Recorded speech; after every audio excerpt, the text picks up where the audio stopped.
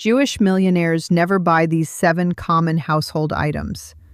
Walk into the home of a genuinely wealthy Jewish family. Not new money, not recent success, but multi-generational wealth, the kind that has survived wars and migrations and economic collapses and still stood.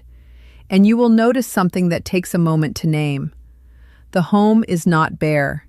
It is not austere in the way that minimalism magazines celebrate. It is full of life, full of books, full of people, full of Shabbat candles and the smell of something cooking. But when you look carefully at what is in the room, you begin to notice what is not there. Certain things that fill the average home, things that most people buy without a second thought, things that sit on shelves and hang on walls and occupy drawers across millions of households, are simply absent. Not because these families cannot afford them, because they were taught, generation to generation, that these specific objects carry an energy that works directly against the accumulation of wealth. And they took that teaching seriously in a way that most people never will. I am Rabbi Naomi, and I have spent 31 years inside the texts and the family traditions of Jewish financial wisdom. My teacher was my father. His teacher was his father before him. And his father carried this knowledge out of Eastern Europe in the early part of the last century, across an ocean, into a new world where he built a life from almost nothing and left behind something that has lasted. What I am going to share with you today is not a list I invented. It is a list that was given to me, that was given to those who gave it to me, that stretches back through a tradition of practical wisdom so old that most people have forgotten it was ever practical. It was always practical. That is the point. Before we go further, I want you to type the words, "I am ready to clear," in the comments section right now, before you do anything else. In the tradition I come from, the act of stating readiness is itself a form of preparation. You are not just typing words. You are signaling to the deepest part of yourself that you are willing to look honestly at what is in your home and what it may be doing to your financial life. That signal matters. That is where this work begins. You must stay with me through every one of the 7 items. The list is not ranked by importance. Each item is important, and each one works through a different mechanism. If you take 3 and skip 4, you have an incomplete teaching. The complete teaching is the one that produces the result. Now, I know what you have been told about wealth. You have been told it is about income. You have been told it is about investment strategy, about compound interest, about getting into the right asset class at the right time. And some of that is true in the narrow, mechanical sense. But the families I am describing, the families whose wealth has endured for 5, 6, 7 generations, were not all financial geniuses. They were not all in the right industry at the right time. What they shared was not a strategy. It was an environment, a deliberately constructed domestic environment that supported the movement of money toward them rather than away from them. The ancient teachers called this Hachnasat Osher, the preparation of the household for prosperity, and it was considered as important as any business decision a person could make.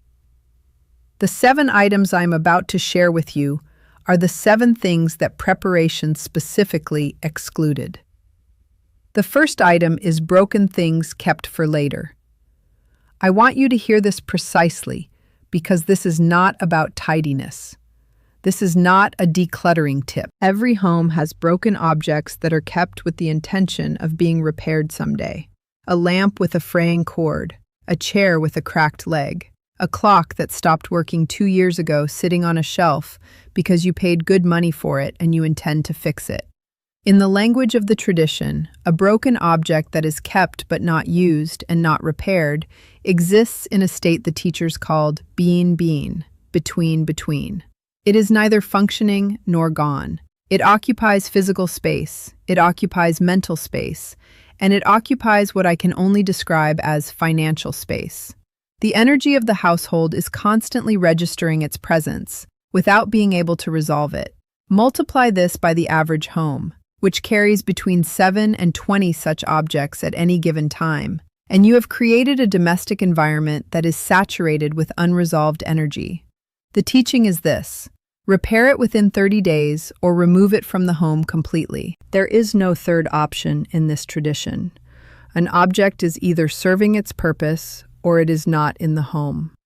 The wealthy families I am describing do not have broken things waiting in corners.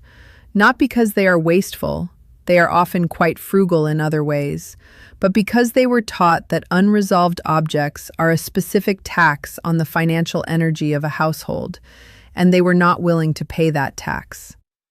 The second item is gifted money objects from sources of financial instability. This one requires me to be careful because I am not suggesting you refuse gifts from people you love or that you evaluate every present with suspicion. What the tradition specifically identifies is a category of object: wallets, purses, money clips, piggy banks, decorative items explicitly associated with money and abundance. When these are received as gifts from people whose own financial lives are characterized by chronic instability or scarcity, they carry what the Kabbalistic teachers called a rishimu, an imprint, of the energy of the giver. A wallet given to you by someone who has never been able to hold money is not a neutral object in this framework. It is an object that has been handled with the energy of financial struggle, and that energy does not disappear when the wrapping comes off. I have seen people bristle at this teaching, and I understand why. It sounds harsh, but I am not asking you to love the person less. I am asking you to be thoughtful about what carries the frequency of their financial story into the place where you store yours. The practice is simple: money objects in your home, the wallet you carry daily, the place where you keep cash, the vessel you use to hold financial documents. These should come from sources of stability or abundance, or they should be purchased by you for yourself with full intention. The third item is images of lack displayed in living spaces. Again, I want to be precise, because this is not about banning certain art or avoiding anything that depicts struggle. The specific category the tradition identifies is imagery that normalizes or romanticizes financial scarcity. Images of poverty presented as aesthetic, photographs of empty plates or barren landscapes, or figures with empty hands displayed in the rooms where a family eats and gathers and plans their life.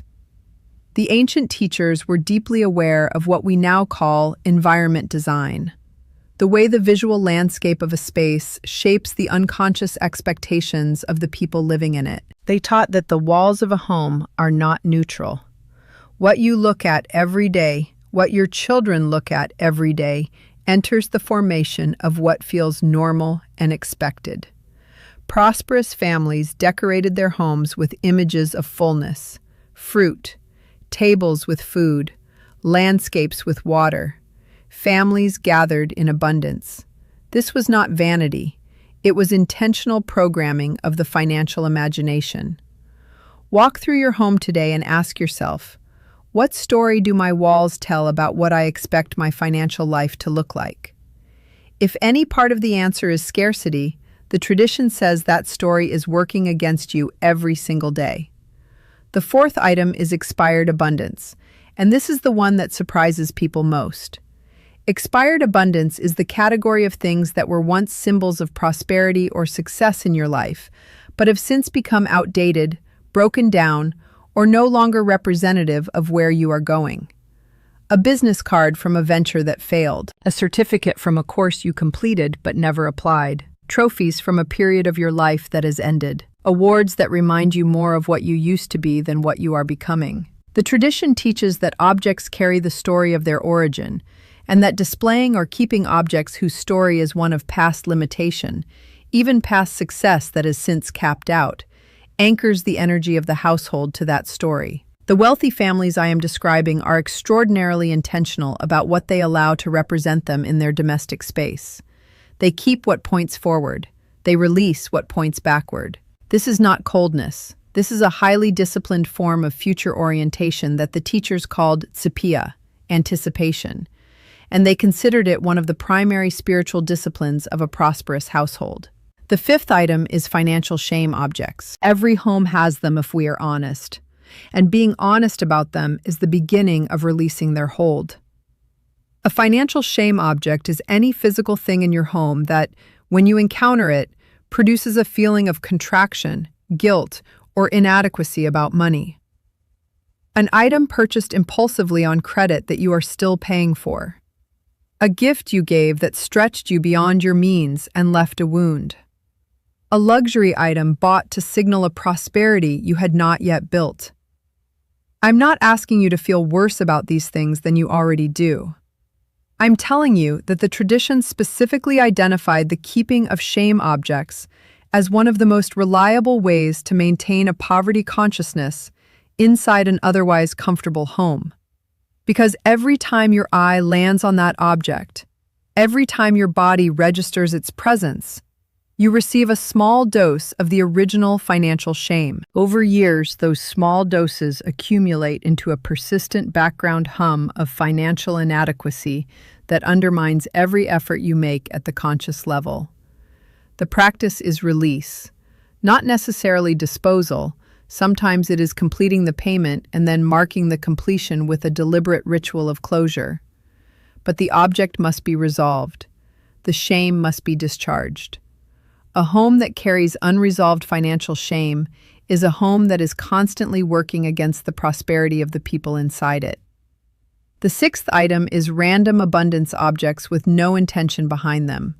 This one is subtle, and it is the one I find myself explaining most often to people who have already done a great deal of spiritual and self-development work. There is a widespread popular practice of placing abundance symbols around the home. Coins in bowls, prosperity plants, wealth corner crystals, decorative frogs facing the door. I am not here to dismiss these traditions wholesale. Some of them carry genuine ancient lineage. But the Jewish wisdom tradition makes a distinction that most of these popular practices collapse. The distinction between an object placed with full, specific, maintained intention and an object placed and then forgotten. An abundance symbol that was set with intention 6 months ago and has since become part of the background furniture of your home, that the tradition calls kli rik, an empty vessel. The object is present, but the intention has vacated it. And an empty vessel, the teachers said, does not attract. It collects dust. The discipline is not to fill your home with more symbols. It is to have fewer objects with higher intention. Objects that you consciously engage with, that you refresh with intention regularly, that remain alive in your awareness, rather than fading into decoration. The prosperous families I am describing tend to have 1 or 2 deeply significant objects in their homes, rather than a proliferation of loosely intentioned symbols. Quality of intention over quantity of objects, always. The 7th item is other people's financial burdens made material. This is the most delicate item on the list, and I want to handle it with the care it deserves. In every family, in every community, there are people who are struggling. The tradition is unequivocal that helping them is not optional. Tzedakah, the obligation of giving, is woven into the foundation of Jewish practice. But there is a distinction the tradition draws between giving from your resources and absorbing someone else's financial story into your domestic space. When you take in objects, furniture, financial documents, unpaid obligations, or the daily weight of another person's chronic financial crisis into the physical and emotional space of your home, when your kitchen table becomes the ongoing crisis management center for someone else's money problems, you have allowed the energy of that crisis to take up residence in the place where your own financial life is supposed to be held and cultivated. The teachers were very clear.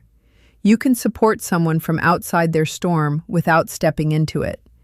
You can give money, give time, give counsel, but you protect the sanctuary of your home from becoming a container for financial dysfunction that does not belong to you. This is not selfishness. The tradition says a person who destroys the prosperity of their own household in the name of helping another has helped neither. Now I want to speak directly to those of you who looked at this list and felt a tightening in your chest. Not resistance, but recognition. You know which of these 7 is living in your home right now. You may know which one has been there for years. That recognition is not an accusation. It is information. And information is what the tradition asks you to act on. Not tomorrow, this week. Walk through your home with this list in hand and identify one item in each category. You do not need to resolve all 7 in one day. The tradition does not ask for dramatic overhaul. It asks for steady, intentional clearing. One object, one category, one resolution at a time. What I have seen people experience when they do this work with honesty and consistency is a gradual but unmistakable shift in the feeling of their home. The tightness begins to lift. The background hum of financial inadequacy quiets. And as the space clears, what tends to follow is a change in the quality of financial opportunities and conversations that begin to enter that space. Not overnight, over weeks. Over the kind of honest, unglamorous, deeply effective work that the tradition has always asked of us.